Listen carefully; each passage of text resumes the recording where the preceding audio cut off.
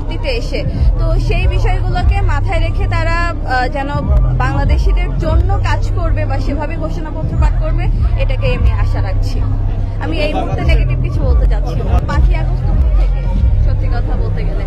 এবং এই প্রত্যাশার জায়গাটা এখন হয়ে দাঁড়িয়েছে এই যে বাক স্বাধীনতা। আমি প্রথমে একটু আগে বললাম যে বাক স্বাধীনতাকে আমরা ফিরে পেয়েছি এবং প্রত্যেকটা মানুষ কিন্তু এখন ওন করতেছে যে হ্যাঁ, এটা আমার দেশ, এটা আমার দেশের জন্য আমাকে এই কাজটা করতে হবে যাতে দেশের উন্নতি হয়।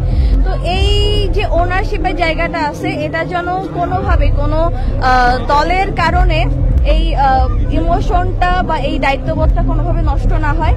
এবং আমি চাইবো যে বাংলাদেশে অনেকে হয়তো বা আমরা দেখতে পাচ্ছি ফেসবুকে হতাশ হয়ে যাচ্ছে যে ভাই আমি যে আশা করে নামছিলাম সেটা হচ্ছে না।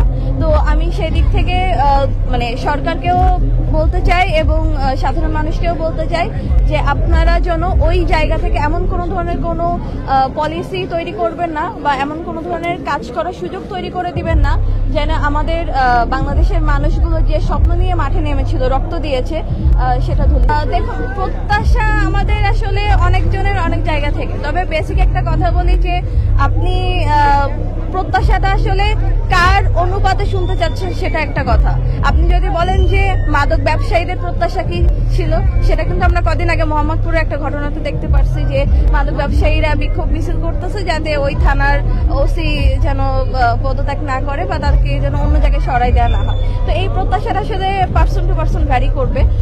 তবে ওভারঅল মানুষের জন্য বলতে চাই, একটু আগে যেটা বললাম ওই একই কথাই, যে সরকারকেও তার আইন শৃঙ্খলা ব্যবস্থার দিক থেকে শুরু করে সবকিছুতেই যেমন আরো বেশি কাজ করতে হবে, জোরদার হতে হবে, তেমন মানুষকেও চেষ্টা করতে হবে যে তাদের জায়গা থেকে কতটা তারা মানে আশাহত না হয়ে তারা এখনো কতদিন ধরে কাজগুলো করে যেতে পারে, বা সামনের জন্য কোনো ফ্যাসিস্ট সরকার আবার তৈরি না হয় সেজন্য তারা কতটা দৃঢ়ভাবে তাদের জায়গাতে অবস্থান করতে পারে।